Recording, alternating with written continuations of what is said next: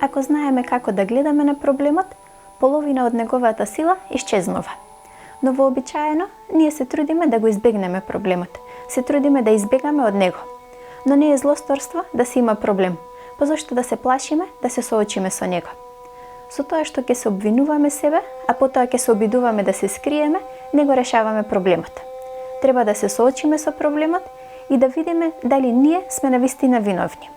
Ако некој друг го создава, тогаш треба да застанеме како цврст ѕид и да не му дозволиме на проблемот да влезе во нас.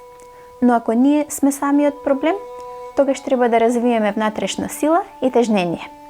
Полека, постепено, ќе станеме силни внатрешно, а потоа ќе можеме да ги решиме проблемите предизвикани од нашите сопствени слабости. Штом ќе победиме некоја тешкотија, ќе видиме дека таа се повторува на повисоко и посуптилно ниво. Се работи за истата суштинска слабост во нас, зашто сме создадени да се соочиме со неа во попрефината форма. Ова е тема од изворната филозофија на Шри Чинмај во книгата Мудростта на Шри Чинмај.